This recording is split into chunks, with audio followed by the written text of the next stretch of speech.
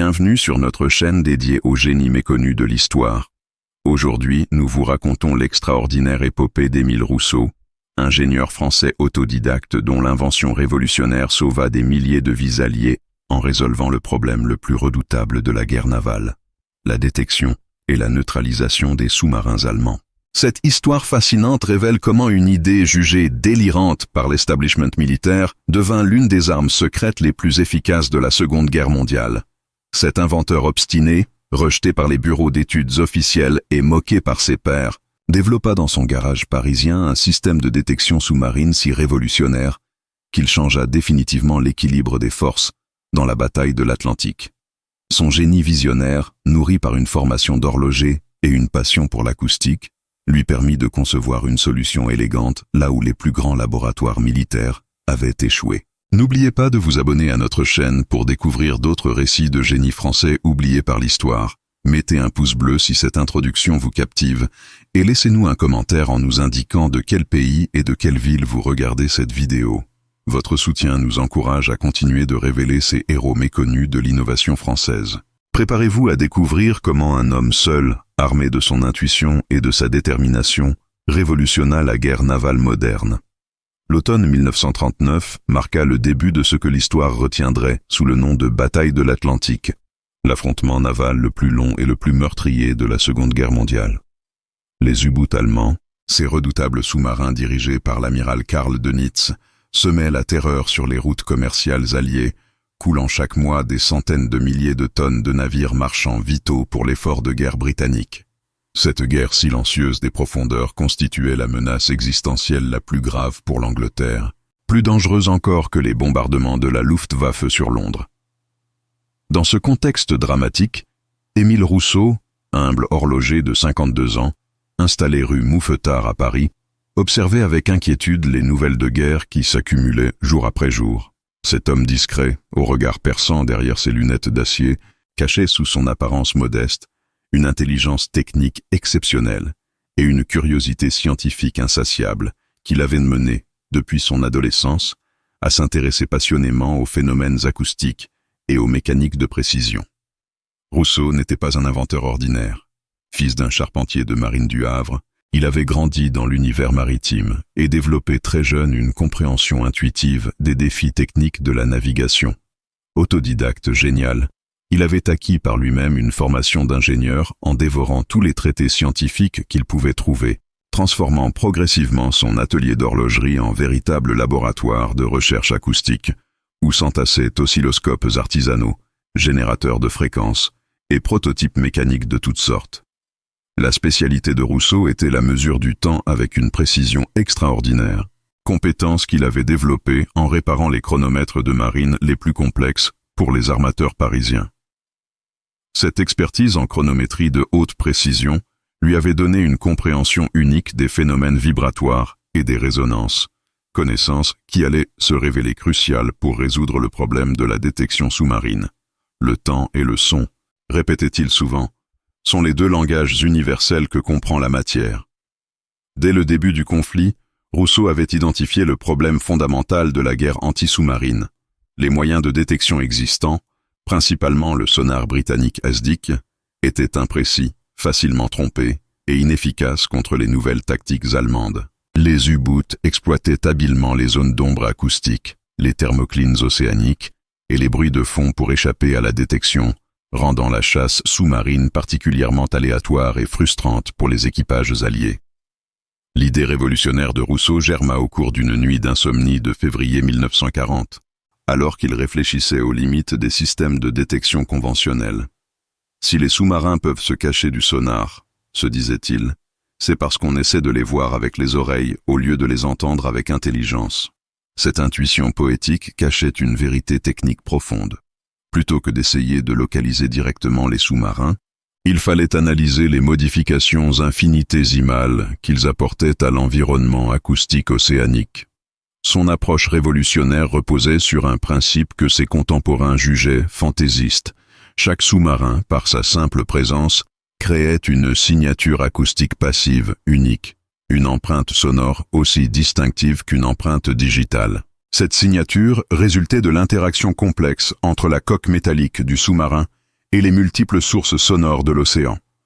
Bruit des moteurs distants, écho des fonds marins, vibration des courants, variation de pression hydrostatique. La théorie de Rousseau postulait qu'en analysant statistiquement ces micro-variations acoustiques avec une précision chronométrique extraordinaire, il serait possible non seulement de détecter la présence d'un sous-marin invisible, mais aussi de déterminer sa vitesse, son cap, sa profondeur, et même d'identifier son type exact.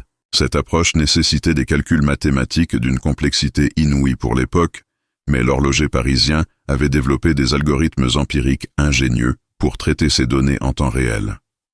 Le projet de Rousseau exigeait la construction d'un système de capteurs hydrophones d'une sensibilité exceptionnelle, couplé à des mécanismes d'analyse chronométrique capables de mesurer des intervalles temporels de l'ordre du millième de seconde. Cette précision, révolutionnaire pour l'époque, nécessitait des innovations techniques dans le domaine de la micromécanique de précision où excellait l'horloger français. Son expérience des mouvements d'horlogerie les plus délicats lui donnait l'expertise nécessaire pour concevoir ces mécanismes extraordinairement sophistiqués. Cependant, cette approche visionnaire se heurtait à l'incrédulité généralisée de l'establishment militaire et scientifique français. Quand Rousseau présenta ses premiers calculs théoriques au bureau technique de la marine française en mars 1940, l'accueil fut glacial. Monsieur l'horloger, lui déclara condescendamment l'ingénieur en chef Dubois, la détection sous-marine est une science complexe qui nécessite des années de formation spécialisée. Vos idées, bien qu'ingénieuses, relèvent davantage de la science-fiction que de l'ingénierie militaire pratique. Cette fin de non-recevoir officiel, loin de décourager Rousseau, ne fit que renforcer sa détermination à prouver la validité de ses théories. « Ils verront bien », murmurait-il en regagnant son atelier parisien, « quand mes machines détecteront leurs sous-marins invisibles. » Cette obstination, nourrie par la conviction profonde de détenir la solution au problème le plus crucial de la guerre navale, allait transformer cet artisan modeste en l'un des inventeurs les plus révolutionnaires de son époque. La débâcle française de juin 1940 et l'occupation allemande de Paris transformèrent radicalement les conditions de travail de Rousseau, qui se retrouva contraint de poursuivre ses recherches dans la plus grande clandestinité. Son atelier de la rue Mouffetard, officiellement consacré à la réparation d'horloges civiles pour la clientèle parisienne, cachait en réalité un laboratoire secret, où l'inventeur développait fébrilement son système révolutionnaire de détection sous-marine, conscient que chaque jour de retard coûtait des vies humaines dans la bataille de l'Atlantique qui faisait rage. La situation paradoxale de Rousseau était saisissante. Voici un Français occupé qui travaillait en secret sur une arme destinée à combattre les alliés de ses occupants, tout en devant maintenir les apparences d'un artisan paisible pour éviter les soupçons de la Gestapo. Cette double vie nécessitait des précautions extraordinaires et une ingéniosité constante pour dissimuler ses véritables activités derrière le camouflage parfait de son métier officiel d'horloger. L'ingéniosité de Rousseau se révéla particulièrement dans l'adaptation de son équipement de recherche aux contraintes de la clandestinité. Ces oscilloscopes artisanaux étaient dissimulés dans des boîtiers d'horloges anciennes, ces générateurs de fréquences camouflés en mécanisme de carillon, ces prototypes de capteurs hydrophones cachés dans des mouvements de pendules factices. Cette intégration parfaite entre recherche scientifique et camouflage artisanal témoignait du génie pratique de cet homme qui maîtrisait à la perfection l'art de rendre invisible l'évidence. Le financement de ses recherches posait des défis considérables qu'il résolut avec la même ingéniosité. Rousseau développa une clientèle spécialisée d'horlogers de luxe parisiens qui lui commandèrent des mécanismes de précision exceptionnels pour leurs créations les plus exclusives. Ces commandes, facturées à prix d'or, lui procuraient les revenus nécessaires pour acheter les matériaux rares indispensables à ses prototypes, métaux spéciaux, composants électroniques, cristaux de quartz de qualité optique. Sa méthode de travail révélait une discipline extraordinaire. Chaque nuit, après avoir fermé son atelier officiel, Rousseau se transformait en chercheur clandestin, testant ses théories acoustiques dans les caves voûtées de son immeuble qu'il avait aménagé en chambre anéchoïde artisanale. Ces séances nocturnes de plusieurs heures lui permettaient d'affiner progressivement ses algorithmes de détection et de perfectionner la sensibilité de ses capteurs expérimentaux. L'isolation forcée de Rousseau eut paradoxalement un effet bénéfique sur ses recherches. Coupé des influences extérieures et des contraintes bureaucratiques, il put développer ses idées révolutionnaires sans subir les pressions conservatrices de l'establishment scientifique. Cette liberté créatrice absolue lui permit d'explorer des pistes techniques que n'auraient jamais osé emprunter les laboratoires officiels, bridés par les conventions académiques et les impératifs de rentabilité immédiate. Au cours de l'année 1941, les expérimentations de Rousseau aboutirent à la réalisation d'un premier prototype fonctionnel qu'il baptisa détecteur acoustique à résonance différentielle, DARD. Cet appareil révolutionnaire, de la taille d'une valise, combinait une sensibilité acoustique exceptionnelle avec des capacités d'analyse mathématique en temps réel qui dépassaient largement les performances des systèmes militaires officiels de l'époque. Le DARD fonctionnait selon un principe d'une élégance saisissante. Plutôt que d'émettre des impulsions sonores comme le sonar conventionnel, il écoutait passivement l'océan en analysant statistiquement les variations infinitésimales de l'ambiance acoustique sous-marine. Cette approche passive présentait l'avantage énorme d'être indétectable par l'ennemi, contrairement au sonar actif qui révélait immédiatement la position du navire détecteur. Les performances théoriques du DARD dépassaient tout ce qui existait à l'époque. Selon les calculs de Rousseau, son système pouvait détecter un sous-marin immobile à plus de 20 km de distance, déterminer sa profondeur à 10 mètres près, estimer sa vitesse au dixième de nœud près, et même identifier son type exact en analysant les harmoniques spécifiques de sa signature acoustique. Ces performances, si elles se confirmaient en conditions réelles, révolutionneraient complètement la guerre anti-sous-marine. Cependant, le test du DARD nécessitait un accès à l'océan et à de véritables sous-marins. Condition impossible à réunir dans le Paris occupé de 1941. Rousseau se trouvait donc dans la situation paradoxale de posséder une invention potentiellement révolutionnaire qu'il ne pouvait tester faute de moyens. Cette frustration technique s'ajoutait au déchirement moral de voir chaque jour les nouvelles des torpillages allemands dans l'Atlantique, sachant qu'il détenait peut-être la solution au massacre. La solution à ce dilemme lui vint d'une source inattendue. Jacques Mercier, son ami d'enfance devenu capitaine de corvette dans les forces navales françaises libres du général de Gaulle.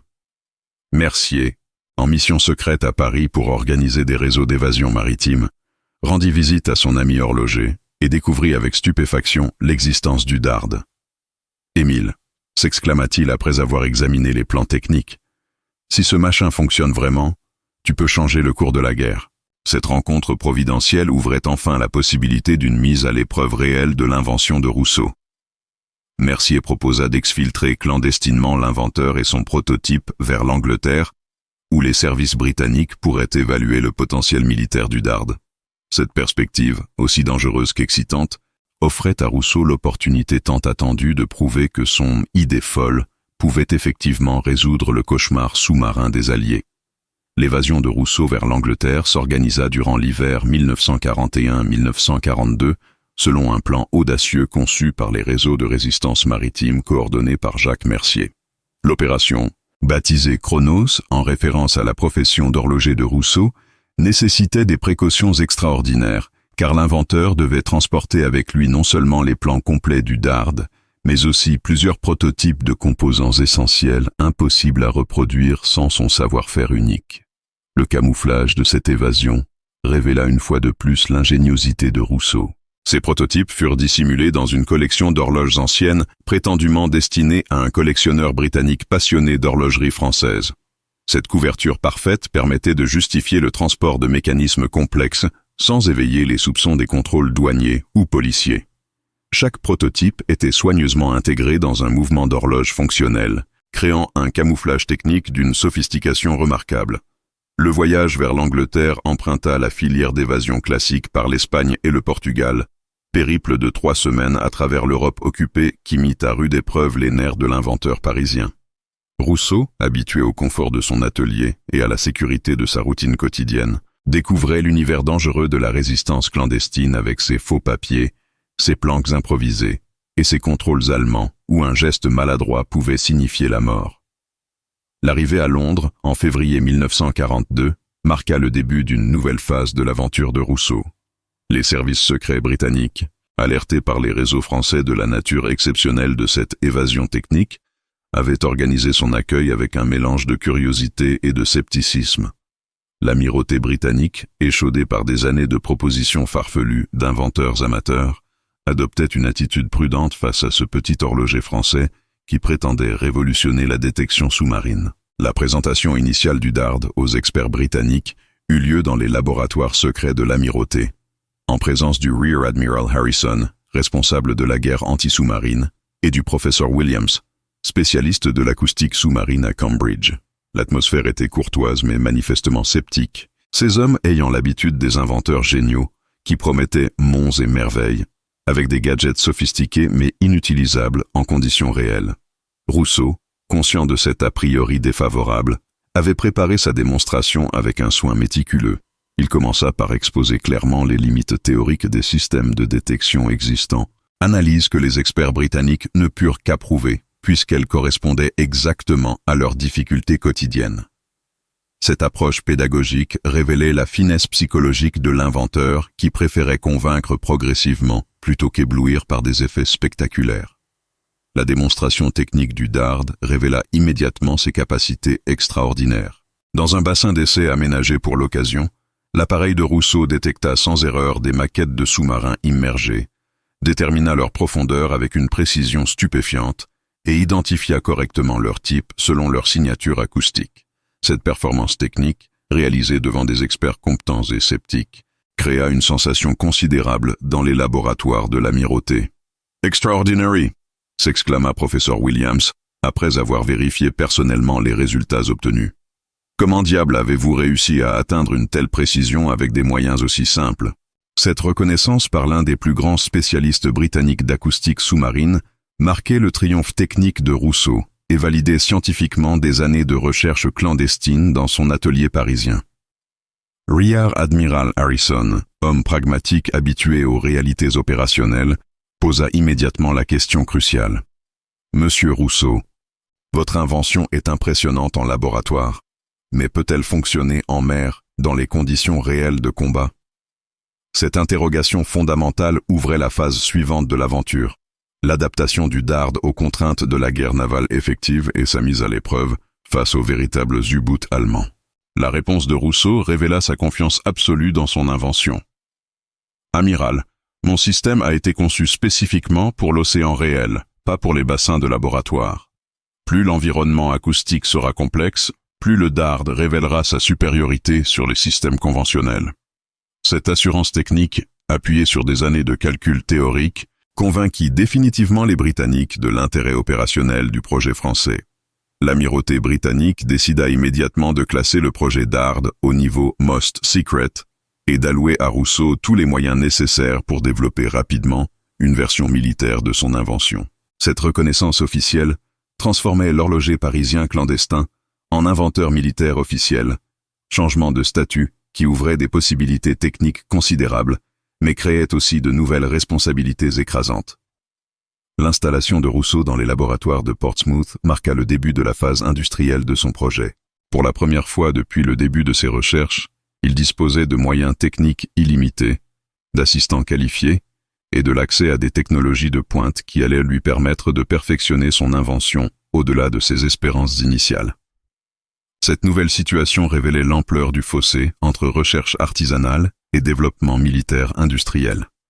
Cependant, cette intégration dans la machine de guerre britannique imposait aussi de nouvelles contraintes que l'inventeur individualiste n'avait pas anticipées. Désormais, le DARD devait non seulement fonctionner parfaitement, mais aussi être produit en série, installé sur des navires, utilisé par des marins ordinaires et maintenu en conditions opérationnelles. Cette industrialisation de son génie artisanal représentait un défi technique et humain complètement nouveau pour Rousseau. Les premiers mois de 1942 furent consacrés à l'adaptation industrielle du DARD aux spécifications militaires britanniques, processus complexe qui révéla autant les qualités exceptionnelles de l'invention de Rousseau que les défis considérables de son intégration dans la marine de guerre. L'équipe technique assemblée autour de l'inventeur français comprenait les meilleurs spécialistes britanniques d'électronique militaire, d'acoustique sous-marine et de construction navale. Collaboration internationale qui enrichit considérablement le projet initial tout en conservant son génie originel. Le développement de la version militaire du DARD nécessitait des innovations techniques majeures dans plusieurs domaines simultanément. La miniaturisation des composants pour l'intégration navale, la protection contre les conditions marines extrêmes, l'adaptation aux contraintes électriques des navires de guerre et surtout la simplification de l'interface utilisateur pour permettre son emploi par des marins non spécialistes représentaient autant de défis techniques qui mobilisèrent l'ingéniosité collective de toute l'équipe. Rousseau révéla pendant cette phase ses qualités exceptionnelles de chef de projet, gérant avec une autorité naturelle une équipe de 20 ingénieurs et techniciens britanniques pourtant habitués à leurs méthodes traditionnelles. Sa capacité à expliquer clairement les principes complexes de son invention, à anticiper les difficultés techniques et à proposer des solutions créatives aux problèmes les plus ardus impressionna profondément ses collaborateurs britanniques qui découvraient les méthodes de travail de cet inventeur français autodidacte. Le premier prototype naval du Dard fut achevé en mai 1942, révélant un système d'une sophistication remarquable malgré sa compacité. L'ensemble tenait dans un armoire électrique de la taille d'un réfrigérateur, mais abritait une électronique d'une complexité extraordinaire pour l'époque. Amplificateur à tube à haute sensibilité, filtres sélectifs multiples, calculateur mécanique miniaturisé, et surtout le cœur du système, l'analyseur de signatures acoustiques que Rousseau avait perfectionné grâce aux technologies britanniques les plus avancées. Les tests préliminaires en bassin dépassèrent toutes les espérances, confirmant non seulement les performances théoriques annoncées par Rousseau, mais révélant même des capacités supérieures grâce aux améliorations apportées par l'équipe anglo-française. Le Dard militaire pouvait désormais détecter un sous-marin en immersion à plus de 30 km, identifier son type avec une précision de 95%, et même estimer le nombre d'occupants à bord en analysant les vibrations internes de la coque. Cette performance exceptionnelle déclencha immédiatement l'intérêt du plus haut niveau de l'amirauté britannique. Winston Churchill lui-même, informé par ses conseillers techniques des capacités révolutionnaires du système français, ordonna une accélération maximale du programme. Cette invention, déclara-t-il lors d'un briefing secret au War Cabinet, pourrait transformer la bataille de l'Atlantique en notre faveur. Il faut équiper nos navires de guerre de ce système dès que possible. L'autorisation donnée par Churchill permit d'engager immédiatement la production en série du Dard, décision qui mobilisa les capacités industrielles britanniques les plus avancées. Les usines Marconi furent réquisitionnées pour fabriquer les composants électroniques. Les chantiers navals de Portsmouth adaptèrent leur chaîne de montage pour l'installation navale, et un centre de formation spécialisé fut créé pour enseigner l'utilisation du système aux équipages de la Royal Navy. Le choix des premiers navires à équiper révéla la stratégie britannique. Plutôt que d'installer le Dard sur les grands navires de ligne faciles à cibler, l'amirauté décida de l'embarquer prioritairement sur les corvettes d'escorte qui protégeaient les convois marchands dans l'Atlantique. Cette décision tactique judicieuse permettrait de multiplier les occasions de confrontation avec les U-boots, tout en préservant le secret de la nouvelle arme en la répartissant sur de nombreuses unités discrètes. La HMS Pétunia fut choisie comme navire d'essai pour les premiers tests opérationnels du Dard en conditions réelles.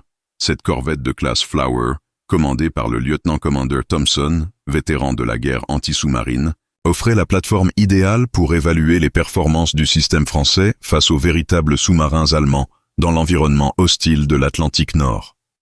L'installation du Dard sur la Pétunia révéla les dernières difficultés techniques de l'intégration navale. Les vibrations du navire en marche, les interférences électromagnétiques des équipements de bord, les variations thermiques dans l'Atlantique et surtout le bruit de fond généré par l'hélice et les machines créaient un environnement acoustique complexe que n'avaient pas complètement anticipé les tests en bassin terrestre. Rousseau dut modifier en urgence plusieurs paramètres de son système pour l'adapter à ces conditions opérationnelles inédites.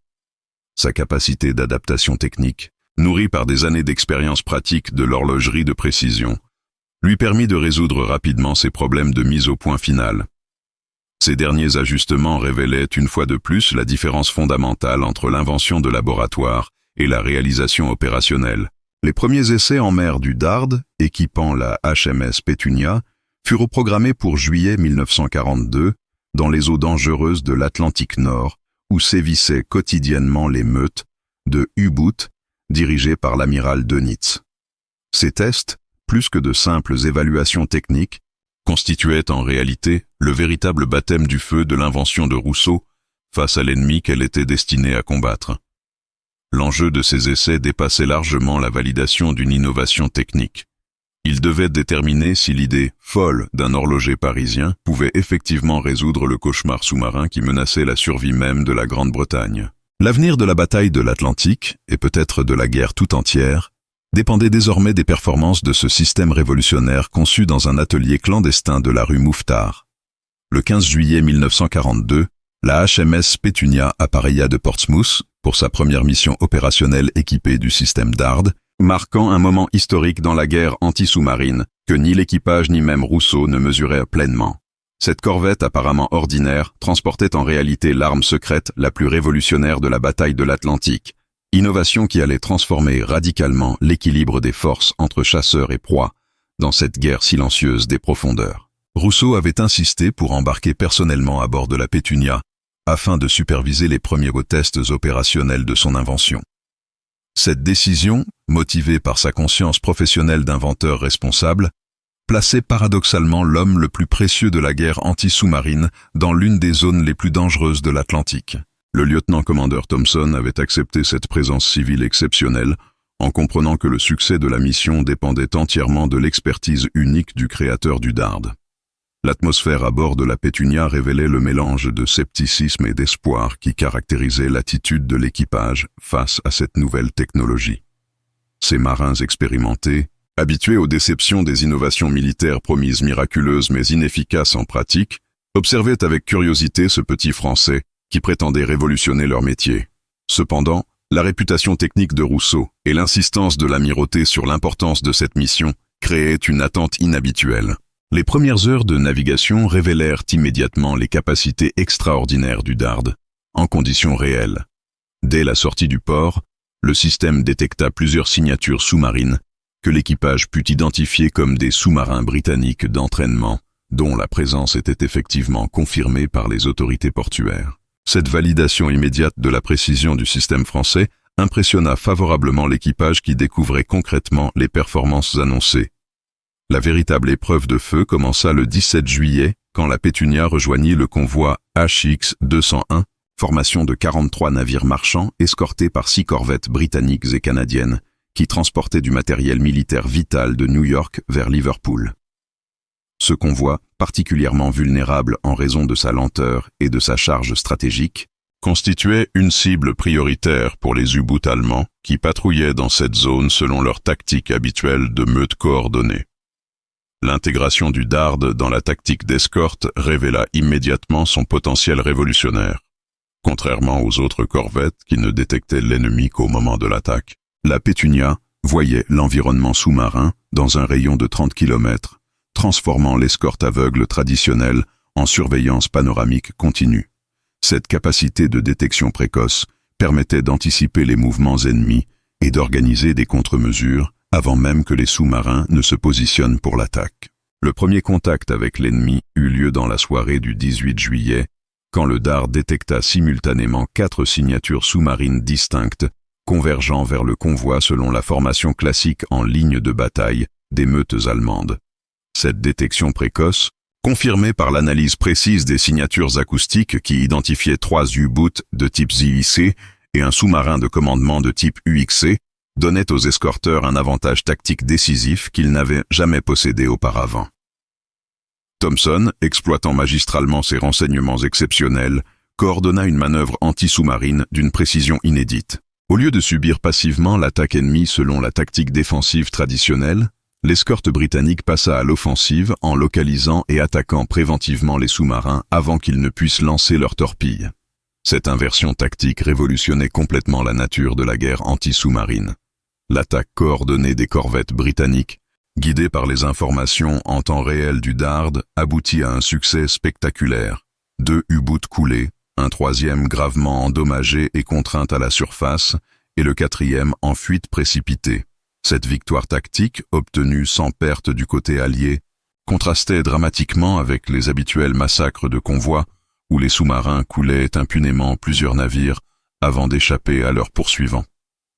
Mais la véritable révolution apportée par le DARD ne résidait pas seulement dans cette victoire ponctuelle, spectaculaire, mais isolée. L'invention de Rousseau transformait structurellement l'équilibre stratégique de la bataille de l'Atlantique en supprimant l'avantage décisif dont jouissaient jusqu'alors les sous-marins. l'invisibilité. Désormais, les U-boots pouvaient être détectés, suivis, anticipés, transformant les chasseurs invisibles en proies traquées. L'impact psychologique de cette première mission sur l'équipage de la Pétunia fut considérable. Ces marins, habitués à subir passivement les attaques sous-marines dans l'angoisse permanente de la torpille invisible, découvraient soudain le sentiment grisant de contrôler tactiquement leurs adversaires. « C'est comme si nous avions des yeux sous l'eau », témoignait le Petty Officer Williams. « Pour la première fois depuis le début de cette guerre, nous savons où ils sont avant qu'ils nous attaquent. » Rousseau, observant les réactions de l'équipage et analysant les performances de son système en conditions opérationnelles, ressentait la satisfaction profonde du créateur qui voit son œuvre accomplir exactement la mission pour laquelle elle avait été conçue. Cependant, cette réussite s'accompagnait aussi d'une prise de conscience de la responsabilité énorme qu'il portait désormais. Son invention pouvait effectivement changer le cours de la guerre, mais cette capacité créait des obligations morales et techniques qui dépassaient largement ses ambitions initiales d'artisan inventeur. La nouvelle de ce succès opérationnel exceptionnel parvint rapidement à l'amirauté britannique, déclenchant une accélération immédiate du programme d'équipement des navires d'escorte avec le système DARD. Churchill lui-même, informé personnellement par l'admiral Pound des résultats obtenus, autorisa la production en urgence de 100 unités du système français pour équiper prioritairement toute la flotte d'escorte de l'Atlantique. Cette décision transformait l'invention artisanale de Rousseau en programme militaire prioritaire de l'Empire britannique, mutation qui projetait le modeste horloger parisien au centre de l'effort de guerre allié. L'idée folle d'un inventeur oublié était en passe de résoudre effectivement le plus grand cauchemar de la marine pendant la Seconde Guerre mondiale. Les semaines suivant le succès initial de la HMS Pétunia déclenchèrent une mobilisation industrielle sans précédent pour la production en série du système DARD. L'urgence de la situation dans l'Atlantique, où les pertes alliées atteignaient encore des niveaux catastrophiques, malgré quelques succès ponctuels, imposait une accélération maximale du programme d'équipement des navires d'escorte. Cette industrialisation massive de l'invention de Rousseau révélait autant les capacités exceptionnelles de l'industrie militaire britannique que les défis considérables de la reproduction d'une technologie aussi sophistiquée. Rousseau se retrouvait soudain à la tête d'une équipe de plus de 200 ingénieurs, techniciens et ouvriers spécialisés répartis dans 5 usines britanniques réquisitionnées pour le programme DARD. Cette transformation du créateur solitaire en directeur technique d'un complexe militaro-industriel majeur représentait un défi personnel considérable pour un homme habitué au travail artisanal individuel. Cependant, son génie technique et sa capacité d'adaptation lui permirent de maîtriser rapidement les aspects managériaux de sa nouvelle fonction. L'adaptation de la production artisanale à la fabrication industrielle nécessita des innovations techniques majeures dans tous les domaines. Les composants électroniques, initialement fabriqués à la main pièce par pièce selon les méthodes d'horlogerie de précision, durent être repensés pour permettre une production mécanisée sans perte de qualité. Cette industrialisation révéla le génie technique de Rousseau qui parvint à concevoir des processus de fabrication automatisés, tout en préservant la précision exceptionnelle indispensable au fonctionnement de son système. Les premières unités de série du DARD révélèrent des performances égales, et parfois supérieures, aux prototypes artisanaux originaux. Succès remarquable qui témoignait de la qualité de l'ingénierie industrielle développée par l'équipe franco-britannique. Cette réussite technique contrastait avec l'expérience habituelle des programmes d'armement où la production en série s'accompagne généralement d'une dégradation des performances par rapport aux prototypes de laboratoire. L'installation des premiers systèmes DARD de série sur les corvettes d'escorte commença en septembre 1942, marquant le début de la transformation massive de la guerre anti-sous-marine alliée. Chaque navire équipé du système français acquérait des capacités de détection révolutionnaires qui transformaient radicalement sa efficacité opérationnelle. Cette multiplication des yeux sous-marins créait progressivement un réseau de surveillance de l'Atlantique d'une densité inédite. Les premiers résultats opérationnels de cette montée en puissance furent spectaculaires. En octobre 1942, les navires équipés du DARD coulèrent 15 U-boots allemands sans perte alliée. Performance exceptionnelle qui contrastait dramatiquement avec les bilans habituels où les pertes s'équilibraient généralement entre chasseurs et proies. Cette inversion du rapport de force marquait le début de la fin de la domination sous-marine allemande dans l'Atlantique.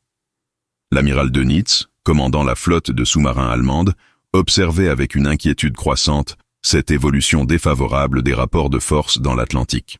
Les rapports de ces commandants de U-boot faisaient état d'une amélioration inexplicable des capacités de détection alliées qui rendaient de plus en plus dangereuses les opérations contre les convois. Nos sous-marins sont détectés et attaqués avant même d'avoir pu approcher leur cible, rapportait le capitaine Zur Setop, l'un des as de la Kriegsmarine. Cette amélioration des performances alliées déclencha un effort de renseignement allemand considérable pour identifier les causes de cette mutation tactique. Les services secrets du Reich mobilisèrent leurs meilleurs agents pour découvrir la nature de cette nouvelle arme anti-sous-marine qui menaçait l'efficacité de leur flotte sous-marine. Cependant, le secret entourant le programme DARD, combiné à sa répartition sur de nombreux navires discrets, rendait particulièrement difficile l'identification de cette innovation révolutionnaire. Rousseau, conscient de l'importance stratégique de préserver le secret de son invention, avait conçu des mesures de sécurité sophistiquées pour protéger la technologie DARD contre l'espionnage ennemi. Les composants critiques du système étaient chiffrés par des codes mécaniques complexes qui rendaient leur analyse impossible même en cas de capture.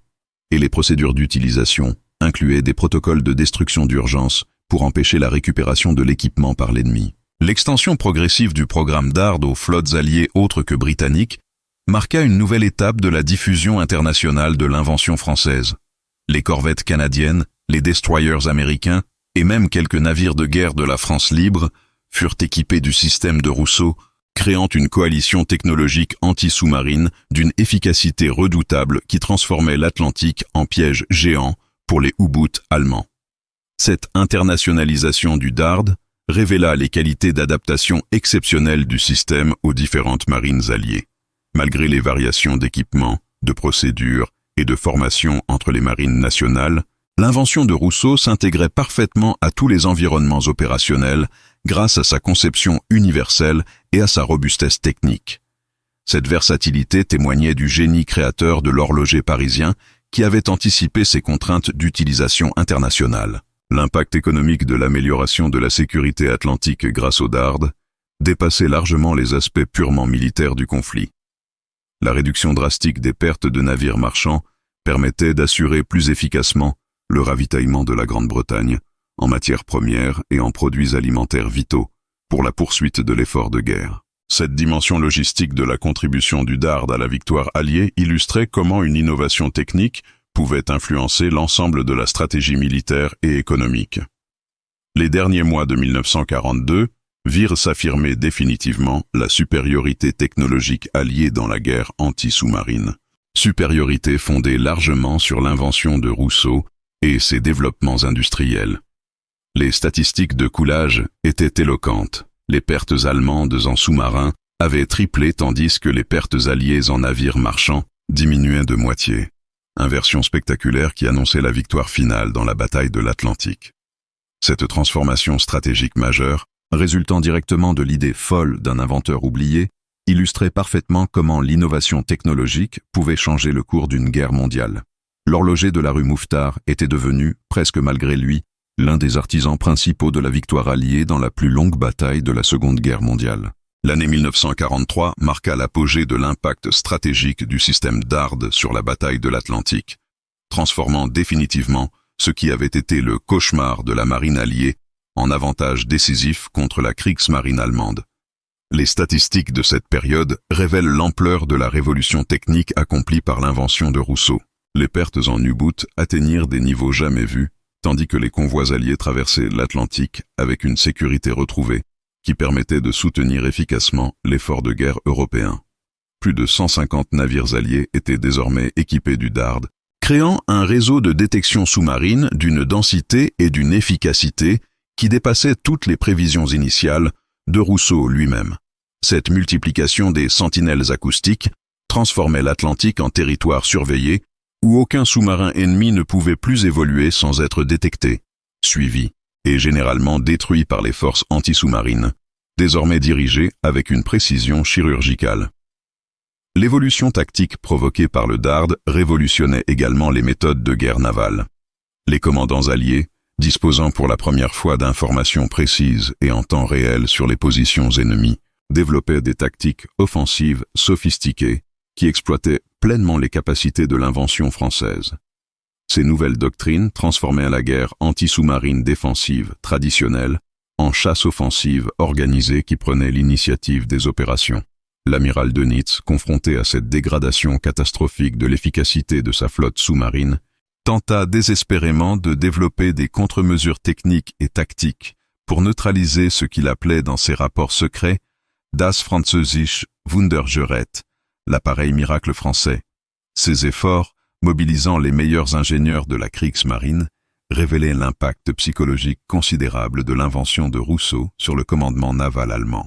Les tentatives allemandes de contre-mesure révélèrent paradoxalement les qualités exceptionnelles du Dard qui résistait à toutes les tentatives de neutralisation imaginées par l'ennemi. Les techniques de brouillage acoustique, les leurres sous-marins, les modifications de signature sonore des U-boots, et même les attaques directes contre les navires équipés du système français s'avéraient inefficaces face à la sophistication technique de l'invention parisienne.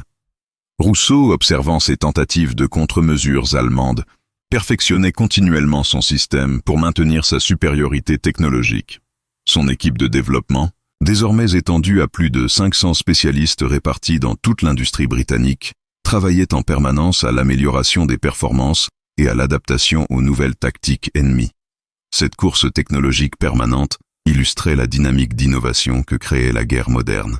L'impact du Dard dépassait désormais largement le cadre de la bataille de l'Atlantique pour influencer l'ensemble de la stratégie alliée.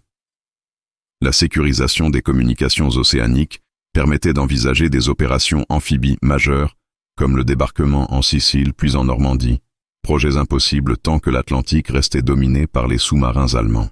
Cette dimension stratégique globale révélait comment une innovation technique pouvait modifier l'ensemble de la conduite de la guerre. La reconnaissance officielle de la contribution exceptionnelle de Rousseau à l'effort de guerre allié se manifesta par des distinctions prestigieuses de tous les gouvernements concernés. Churchill le reçut personnellement à Downing Street pour le remercier au nom du peuple britannique.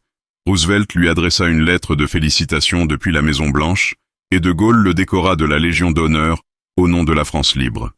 Ces honneurs, mérités par l'ampleur de sa contribution, ne modifièrent cependant pas la modestie naturelle de l'inventeur. L'industrialisation du Dard avait également créé des retombées technologiques considérables qui influençaient le développement de l'électronique militaire et civile.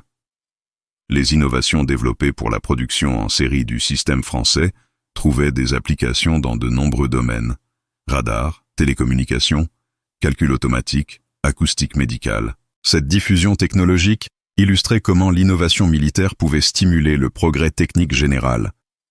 L'établissement de centres de formation spécialisés pour l'utilisation du Dard dans plusieurs pays alliés créait une nouvelle génération de spécialistes de la guerre électronique qui transformerait durablement les marines de guerre mondiale. Ces techniciens, formés aux méthodes révolutionnaires de Rousseau, constitueraient, après la guerre, les cadres de la révolution électronique navale qui caractériserait la seconde moitié du XXe siècle. L'hiver 1943-1944 vit s'achever définitivement la bataille de l'Atlantique avec la victoire complète des Alliés équipés du Dard. Les statistiques étaient éloquentes. En 2 ans, l'invention de Rousseau avait permis de couler plus de 300 U-boots, tout en réduisant de 80% les pertes alliées en navires marchands. Cette inversion spectaculaire du rapport de forces océaniques marquait l'une des contributions techniques les plus décisives à la victoire finale de la Seconde Guerre mondiale. Dönitz lui-même, dans ses mémoires d'après-guerre, reconnaîtrait l'impact déterminant du système français sur l'échec de sa stratégie sous-marine. Cette invention a rendu impossible la continuation efficace de notre guerre sous-marine. Dès que nos adversaires ont disposé de cette technologie, nos sous-marins sont devenus des cibles faciles plutôt que des chasseurs invisibles. Cette reconnaissance par l'ennemi lui-même témoignait de l'efficacité exceptionnelle de l'idée folle de l'horloger parisien. L'invention de Rousseau avait effectivement résolu le plus grand cauchemar de la marine alliée, transformant une menace existentielle en avantage tactique décisif. Cette réussite extraordinaire illustrait comment l'intelligence créatrice individuelle pouvait, dans certaines circonstances historiques, modifier le destin de nations entières et changer le cours de l'histoire mondiale. La fin de la guerre en Europe, en mai 1945, marqua le début d'une nouvelle phase de la carrière de Rousseau, celle de la reconnaissance internationale et de l'exploitation civile de ses innovations révolutionnaires. L'horloger parisien qui avait commencé la guerre dans l'anonymat de son atelier de la rue Mouffetard se retrouvait soudain célébré comme l'un des inventeurs les plus importants du conflit, situation nouvelle qui créait des opportunités extraordinaires, mais aussi des responsabilités qu'il n'avait jamais imaginées. Les gouvernements alliés, conscients de la valeur stratégique exceptionnelle des technologies développées par Rousseau, se disputaient ses services pour l'après-guerre. Les Américains lui proposaient un laboratoire illimité et des moyens considérables pour développer les applications civiles de ses découvertes acoustiques. Les Britanniques souhaitaient le conserver pour moderniser leur marine militaire, et la France renaissante réclamait le retour de son génie national pour reconstruire son industrie de défense. Cette concurrence internationale révélait l'ampleur de la révolution technologique accomplie par l'invention de Rousseau, qui dépassait largement le cadre militaire initial, pour ouvrir des perspectives considérables dans de nombreux domaines civils. L'acoustique sous-marine, la détection de précision, l'analyse de signatures sonores trouvaient des applications dans la géologie pétrolière, l'océanographie scientifique, la médecine diagnostique et même l'astronomie radionaissante. Rousseau, fidèle à ses origines françaises mais conscient de la dimension internationale de ses travaux, choisit une solution originale qui reflétait sa philosophie humaniste. La création d'un institut de recherche international dédié aux applications pacifiques de ses découvertes. Cette fondation, établie sous l'égide de l'ONU naissante et financée conjointement par tous les pays alliés, permettait de mettre la science au service de l'humanité plutôt que d'une nation particulière. L'Institut Rousseau pour la recherche acoustique, inauguré à Genève en 1946, devint rapidement l'un des centres de recherche les plus prestigieux du monde, attirant les meilleurs spécialistes internationaux de l'acoustique, de l'électronique et de la physique appliquée. Cette institution, dirigée par son fondateur avec la même rigueur et la même créativité qui avait caractérisé ses travaux de guerre, révolutionnait progressivement de nombreux domaines scientifiques et techniques. Les applications civiles des technologies développées pendant la guerre révélèrent leur potentiel révolutionnaire dans des domaines que Rousseau lui-même n'avait pas anticipés. L'adaptation de ces méthodes de détection sous-marine à l'exploration pétrolière permit de découvrir d'immenses gisements jusque-là inaccessibles, contribution majeure au développement économique de l'après-guerre. Cette dimension géologique de ses travaux illustrait la fécondité exceptionnelle de ses innovations fondamentales. L'application médicale des techniques de Rousseau ouvrit des perspectives thérapeutiques révolutionnaires dans le diagnostic des maladies cardiovasculaires et neurologiques. Ces méthodes d'analyse de signatures acoustiques, adaptées à l'auscultation médicale, permettaient de détecter précocement des pathologies invisibles aux examens traditionnels. Cette médicalisation de ces découvertes contribuait directement au progrès de la santé publique mondiale. L'océanographie scientifique bénéficia également considérablement des innovations de Rousseau qui permettaient d'explorer les fonds marins avec une précision inédite. Ces techniques de cartographie acoustique révolutionnaient la connaissance des océans et ouvraient la voie à l'exploitation des ressources marines. Cette dimension scientifique de ces travaux enrichissait la compréhension globale de la planète et de ses ressources naturelles. Le développement de l'électronique grand public dans les années 1950 utilisa massivement les innovations techniques développées pour le DARD. Les techniques de miniaturisation, d'amplification et de traitement du signal créé pour les besoins militaires trouvèrent des applications dans la radio, la télévision et les premiers ordinateurs. Cette diffusion civile des technologies militaires illustrait les retombées bénéfiques de la recherche de défense sur le progrès technique général. L'influence pédagogique de Rousseau se manifesta également par la formation d'une nouvelle génération d'ingénieurs et de chercheurs formés à ces méthodes révolutionnaires. L'Institut de Genève devint une pépinière de talents qui essaimèrent dans le monde entier, propageant les approches créatives et les techniques innovantes développées par l'horloger parisien. Cette transmission du savoir garantissait la pérennité de sa contribution au progrès scientifique. L'attribution du prix Nobel de physique à Rousseau en 1954 pour ses contributions révolutionnaires à l'acoustique appliquée et ses applications au service de l'humanité consacra définitivement la reconnaissance internationale de ses travaux. Cette distinction suprême, décernée pour des découvertes initialement motivées par les nécessités de la guerre, illustrait comment la science pouvait transcender ses origines militaires pour servir la paix et le progrès humain.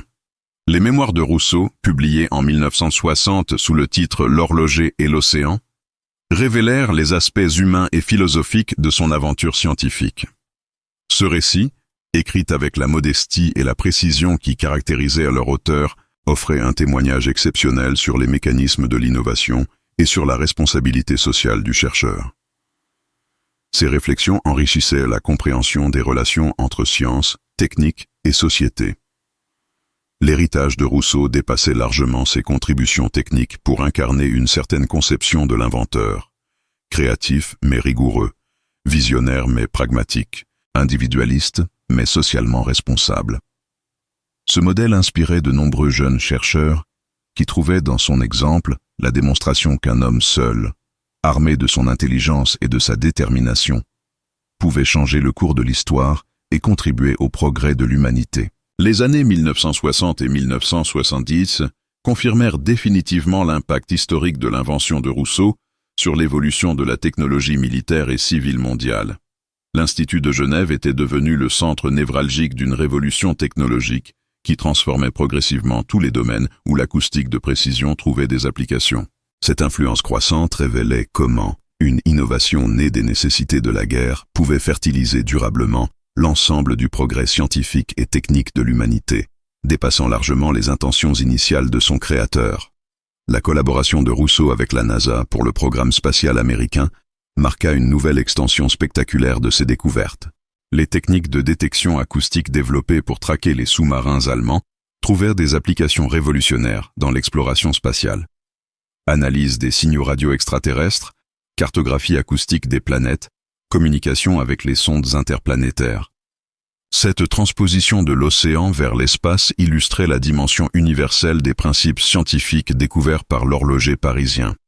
L'industrie pétrolière mondiale révolutionna ses méthodes d'exploration grâce aux techniques de Rousseau adaptées à la géophysique terrestre. Les compagnies internationales adoptèrent massivement ces systèmes de prospection acoustique qui permettaient de localiser les gisements souterrains avec une précision exceptionnelle, multipliant par 10 l'efficacité de l'exploration pétrolière. Cette application géologique générait des retombées économiques considérables qui finançaient la recherche fondamentale de l'Institut de Genève. Le développement de la médecine ultrasonore moderne dut beaucoup aux innovations de Rousseau dans le domaine de l'analyse de signatures acoustiques. Ces méthodes, adaptées au diagnostic médical, permirent de créer les premiers échographes de haute résolution qui révolutionnaient l'imagerie médicale. Cette application thérapeutique de ces découvertes contribuait directement à sauver des milliers de vies, donnant une dimension humanitaire exceptionnelle aux travaux initialement militaires de l'inventeur français. L'émergence de l'informatique naissante bénéficia également des innovations de Rousseau en matière de traitement automatisé de l'information. Les algorithmes de reconnaissance de formes développés pour identifier les signatures sous-marines trouvaient des applications révolutionnaires dans les premiers ordinateurs, contribuant au développement de l'intelligence artificielle et de la reconnaissance vocale. Cette contribution à l'informatique révélait la dimension visionnaire de ces travaux, qui anticipaient les besoins technologiques futurs. L'océanographie scientifique moderne naquit largement des techniques de cartographie sous-marine développées par Rousseau. Ces méthodes d'exploration acoustique des fonds marins révolutionnaient la connaissance des océans, permettant de découvrir la tectonique des plaques, de cartographier les dorsales océaniques et d'explorer les abysses jusque-là inaccessibles. Cette contribution à la géologie marine enrichissait fondamentalement la compréhension scientifique de la planète. Le secteur de la sécurité civile adoptait progressivement les technologies dérivées du DARD pour des applications de surveillance et de protection. La détection d'intrusions, la sécurité aéroportuaire, la lutte antiterroriste utilisaient des versions civiles des techniques de signature acoustique développées pendant la guerre. Cette adaptation sécuritaire illustrait comment les innovations militaires pouvaient servir la protection des populations civiles. L'industrie musicale et audio bénéficiait également des recherches de Rousseau sur l'acoustique de précision. Les techniques d'enregistrement haute fidélité, les systèmes de reproduction sonore, et même la synthèse électronique musicale utilisaient des principes découverts dans les laboratoires de guerre de l'inventeur français. Cette dimension artistique de ses contributions enrichissait la culture populaire mondiale. La formation scientifique internationale subissait l'influence croissante des méthodes pédagogiques développées par Rousseau. Son approche créative de la résolution de problèmes, sa philosophie de l'innovation responsable et ses techniques d'invention collaborative étaient enseignées dans les meilleures universités mondiales. Cette transmission pédagogique garantissait la pérennité de son approche scientifique au-delà de ses réalisations techniques particulières. L'engagement social de Rousseau se manifesta par la création de programmes de transfert technologique vers les pays en développement. L'Institut de Genève développait des versions simplifiées et économiques de ces technologies pour les rendre accessibles aux nations les plus pauvres, contribuant ainsi au développement économique mondial. Cette dimension humanitaire révélait la conscience sociale exceptionnelle de l'inventeur qui refusait de réserver ses découvertes aux seuls pays riches. Les dernières années de la carrière active de Rousseau furent consacrées à la réflexion philosophique sur la responsabilité du scientifique dans la société moderne. Ses conférences et ses écrits développaient une éthique de l'innovation qui influençait profondément la communauté scientifique internationale. Ses contributions théoriques complétaient ses réalisations pratiques en offrant un cadre moral pour l'utilisation des technologies révolutionnaires. L'attribution de la médaille d'or du CNRS français en 1975 consacra la reconnaissance de sa patrie d'origine pour ce génie qui avait honoré la science française à travers le monde. Cette distinction tardive mais méritée soulignait comment un inventeur français, parti de rien, avait conquis une place exceptionnelle dans l'histoire mondiale de la science et de la technologie. La création de la Fondation Rousseau pour l'innovation responsable en 1978 institutionnalisa définitivement son héritage scientifique et moral. Cette organisation, dotée de moyens considérables par les retombées commerciales de ses brevets, perpétuait sa philosophie de l'innovation au service de l'humanité et formait les futures générations de chercheurs selon ses principes éthiques et techniques. L'évocation contemporaine de l'épopée d'Émile Rousseau révèle aujourd'hui toute l'actualité de son message et de ses méthodes dans notre monde confronté aux défis technologiques majeurs du XXIe siècle. Cette figure exceptionnelle de l'innovation française illustre parfaitement comment l'alliance entre créativité individuelle, rigueur scientifique et responsabilité sociale peut transformer les contraintes les plus redoutables en opportunités révolutionnaires pour l'humanité. Son parcours, de l'atelier clandestin de la rue Mouffetard aux plus prestigieux laboratoires internationaux, témoigne de la capacité de l'intelligence française à rayonner universellement quand elle sert de noble cause. L'héritage technique de Rousseau imprègne aujourd'hui notre quotidien d'une manière que peu de nos contemporains soupçonnent. Les smartphones dans nos poches utilisent des capteurs acoustiques dérivés de ces recherches, les systèmes GPS exploitent ces techniques de localisation de précision, les échographes de nos hôpitaux appliquent ces méthodes d'imagerie sonore, et même les enceintes de nos systèmes audio bénéficient de ces découvertes sur l'acoustique haute fidélité. Cette omniprésence invisible révèle l'ampleur exceptionnelle de sa contribution au progrès technologique moderne. La dimension prophétique de son œuvre apparaît particulièrement dans le développement actuel de l'intelligence artificielle et de l'analyse de données massives. Les algorithmes de reconnaissance de formes qu'il avait développés artisanalement dans les années 1940 préfigurèrent les techniques de machine learning qui révolutionnent aujourd'hui l'informatique mondiale. Cette capacité d'anticipation témoigne d'une vision scientifique d'une profondeur exceptionnelle qui transcendait les limites technologiques de son époque. L'approche méthodologique de Rousseau conserve toute sa pertinence face aux défis contemporains de l'innovation. Sa capacité à transformer des contraintes apparemment insurmontables en opportunités créatrices inspire aujourd'hui les chercheurs confrontés aux problèmes du changement climatique, de la transition énergétique ou de la conquête spatiale. Cette leçon de créativité appliquée reste d'une actualité brûlante dans un monde qui cherche des solutions révolutionnaires aux défis planétaires. La philosophie de l'innovation responsable développée par Rousseau résonne particulièrement dans notre époque troublée par les dérives potentielles de la technologie. Son exemple démontre qu'il est possible de concilier excellence scientifique et conscience éthique, performance technique et utilité sociale, compétitivité économique et solidarité humaine. Cette synthèse harmonieuse offre un modèle précieux pour les entrepreneurs et chercheurs contemporains, soucieux d'impact positif. L'Institut Rousseau de Genève continue aujourd'hui son œuvre pionnière, adaptant les découvertes de son fondateur aux défis du XXIe siècle. Ses équipes travaillent sur l'acoustique quantique, l'intelligence artificielle biomimétique et les nanotechnologies responsables, prolongeant fidèlement l'esprit d'innovation éthique de l'horloger parisien. Cette continuité institutionnelle garantit la pérennité de son héritage scientifique et moral. L'influence pédagogique de Rousseau imprègne les meilleures formations d'ingénieurs françaises qui enseignent ses méthodes créatives et sa philosophie de l'innovation. L'école polytechnique, l'école normale supérieure et les grandes écoles d'ingénieurs perpétuent sa tradition d'excellence technique associée à la responsabilité sociale. Cette transmission éducative maintient vivante la spécificité française de l'innovation humaniste. La dimension européenne de l'œuvre de Rousseau inspire aujourd'hui les politiques de recherche et développement de l'Union européenne, qui cherchent à concilier compétitivité technologique et cohésion sociale. Son modèle de coopération internationale désintéressée au service du progrès humain offre un exemple précieux pour construire une Europe de l'innovation responsable face aux géants technologiques mondiaux. La mémoire de Rousseau interpelle également notre époque sur la valorisation des talents créatifs issus de milieux modestes.